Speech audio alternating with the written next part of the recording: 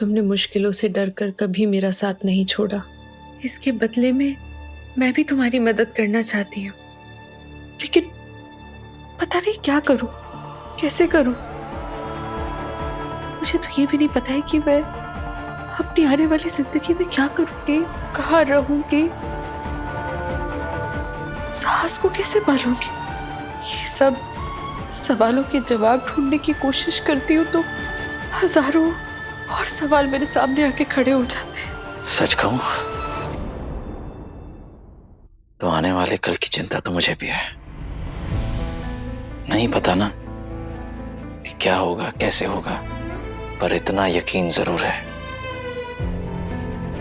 कि मैं हैंडल कर लूंगा। मैं तुम्हें और साहस को सेफ रखने के लिए कोई ना कोई तरीका तो निकाल ही लूंगा, और इस बात का भी पूरा ध्यान रखूंगा कि तुम्हारे और साहस की जितनी भी जरूरतें वो सब पूरी हो। लेकिन कब तक विराट? पूरी जिंदगी तो ऐसे नहीं चल सकती है ना। तुम्हारी भी अपनी लाइफ है, जॉब है, फैमिली है, बीवी है। तुम्हें उन सब पे ध्यान देना चाहिए और मेरी वजह से तुम उन सबसे दूर होते जा रहे हो। प्लीज तुम इस सब के बारे में मत सोचो। और हाँ, मैं जल्द ही तुम्हारे लिए रहने का अरेंजमेंट भी कर लूंगा। अच्छा, एक बात बताओ, तुम्हारे नए घर के लिए तुम्हें क्या क्या चीजें चाहिए, उसकी एक लिस्ट बना लेते हैं। सदा भी ऐसे ही कहता था, चलो लिस्ट बना लो। उसे सब चीजें ना बहुत प्रॉपर तरीके से करने की आदत थी। वो कोई भी प्लानिंग करता था ना तो प्रॉपर लिस्ट बना के करता था। हाँ, ये आदत तो थी सदा की। उसे सब कुछ ऑर्गेनाइज तरीके से करना बहुत पसंद था। इनफैक्ट मुझे भी आदत उसी से लगी है। कॉलेज में उसे देख देख कर ये सब करने लगा था मैं। तुम और सदा बहुत खास दोस्त थे ना। तुमने सदा को मन से अपना दोस्त माना है और बिना किसी वजह के उसे प्यार किया। एक वक्त था जब सदा और मैं इतने खास दोस्त बन गए थे कि जितना करीब मैं अपने आई और बाबा के और अपने भाई के नहीं था, उतना ही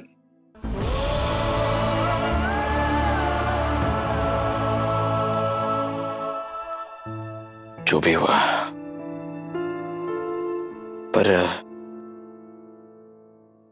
पर एक बात है, सदा के लिए मेरे दिल में हमेशा प्यार और इज्जत रहेगा, और मैं मरते दम तक उससे जो वादा किया था वो निभाऊंगा। जानती हूँ कि तुम अपने दोस्त को किए वादे के लिए किसी भी हद तक जा सकते हो, लेकिन विराट, कुछ वादे तुमने अपने घर वालों से भी किए हैं, अपनी बीवी से किए। मुझे लगता है कि तुम्हें कम से कम अपनी बीवी को ये सब कुछ बता देना चाहिए। मेरी वजह से तुम्हारी शादीशुदा जिंदगी में कोई प्रॉब्लम आए, ये मैं नहीं बर्दाश्त कर सकूंगी। ये सच है कि घर पे माहौल ठीक नहीं है। थोड़ी नहीं, बहुत प्रॉब्लम्स चल रही हैं।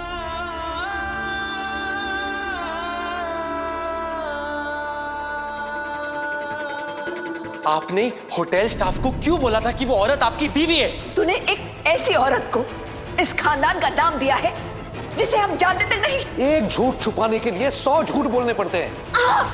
खुद एक सीक्रेट शादी करके एक सीक्रेट लाइफ जी रहे हो और अपनी हरकत पे शर्मिंदा होने के बजाय अपने घर वालों पे भड़क रहे हो। मैं मेरे अपनों के ताने सुन सकता हूँ, उनकी कड़वी बातें बर्दाश्त कर सकता हूँ, उनकी आंखों में खुद के लिए नफरत देख सकता हूँ, पर उन्हें खतरे में नहीं देख सकता।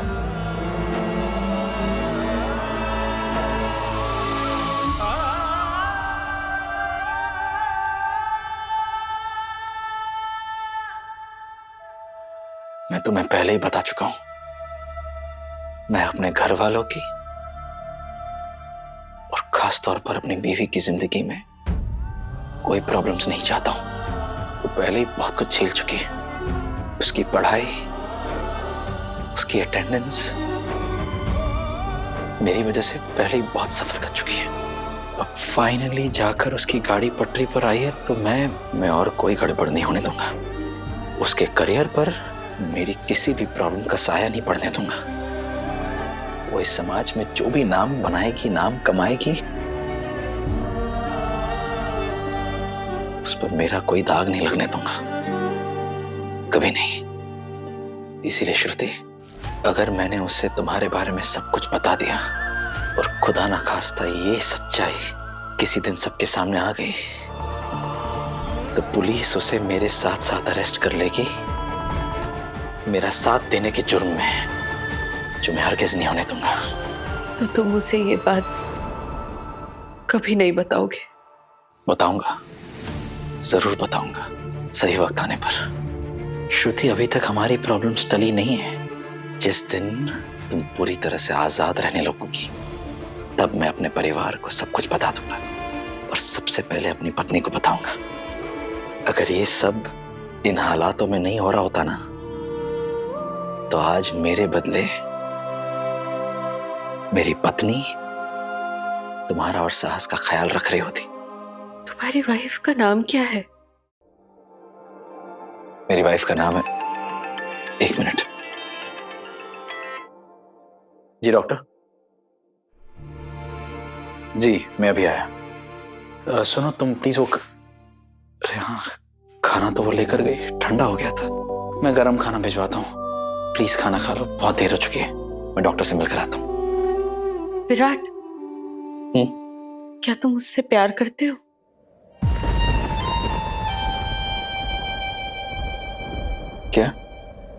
क्या तुम अपनी बीवी से प्यार करते हो?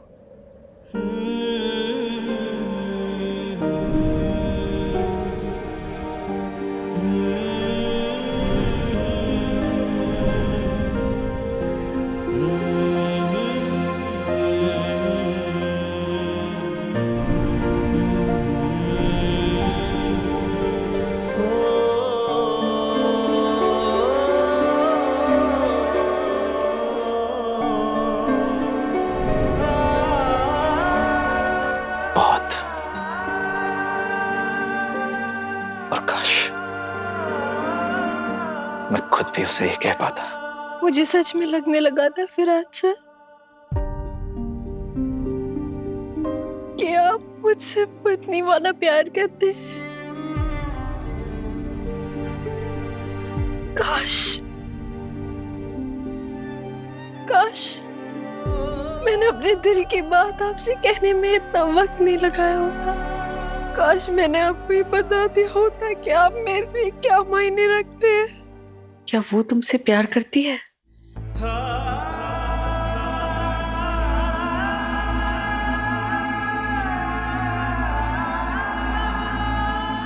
मुझे नहीं पता कि वो मुझसे प्यार करती है या नहीं, और वो भी नहीं जानती कि मैं उससे कितना प्यार करता हूँ। ये कैसी शादी हुई? सॉरी अगर तुम्हें बुरा लगे तो, लेकिन मेरे कहने का ये मतलब नहीं था। मैं बस ये कहना चाह रही हूँ कि जिस दिन मैंने उससे फोन पे बात की थी, उस दिन वो बहुत गुस्से में थी, तुम्हें लेकर बहुत पॉसेसिव लग रही थी। और ऐसा इंसान सिर्फ तभी फील करता है जब वो किसी को दिल से प्यार करता हो। और तुम कह रहे हो कि तुम्हें पता नहीं है कि वो तुमसे प्यार करती है या नहीं, तो मुझे सुन के थोड़ी हैरानी हुई। तुम बस आराम करो, मैं डॉक्टर से मिलकर आता हूँ। तुम इस बारे में बात क्यों नहीं करते हो विराट? कहीं तुम्हारे बीच में कुछ ज्यादा मिसअंडरस्टैंडिंग तो नहीं हो गई? कहीं कुछ ऐसा तो नहीं हो गया कि जिसको तुम ठीक भी नहीं कर सको? मैं अपने काम के वक्त पर अपने घर के बारे में नहीं सोचता। मेरी हमेशा यही कोशिश रहती है कि अपना पर्सनल और प्रोफेशनल मैटर एक दूसरे को अफेक्ट ना करें। मुझे लगता था कि मेरी पत्नी समझेगी, मुझ पर विश्वास करेगी, लेकिन जो जो मैं सोचता हूं ऐसा होता कहां है। मेरी पर्सनल और प्रोफेशनल लाइफ कब एक हो गई समझ ही नहीं आ रहा। मुझे लगता था कि मेरी पत्नी मुझे समझेगी, समझना तो दूर, उसने मुझ पर ही सवाल उठा दिए। मुझे लगा वो मेरी मदद करेगी। मदद करना तो दूर, उसने मेरी मुसीबतें बढ़ा दी। मैंने बस, खैर छोड़ो। मैं तुम्हें अपनी सैड स्टोरीज नहीं सुनाना चाहता। आज साहस इस दुनिया में आया है, तुम्हें तो बस खुशियां मनानी चाहिए। इतनी मुश्किलों का सामना करने के बावजूद तुम आखिरकार उसे इस दुनिया में ले ही आई। हम उसे इस दुनिया में ले आए। खुशी तो तुम्हें भी होनी चाहिए, तुम्हारा भी बेटा हुआ है। क्या?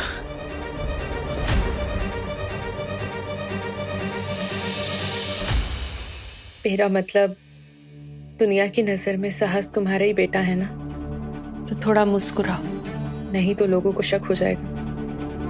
साहस की पहचान फिलहाल तुम्हारे नाम से है, साहस चौहान, साहस पाउले नहीं। वैसे सदा ने मुझे तुम्हारी और साहस की जिम्मेदारी दी थी, तो उस नाते मैं साहस का गॉडफादर तो हूं ही। मैं मरते दम तक साहस का ख्याल रखूंगा, कोई आंच नहीं आने दूंगा उस पर। मिस्टर चौहान, डॉक्टर वागले आपको अपनी केबिन में बुला रही हैं। जी।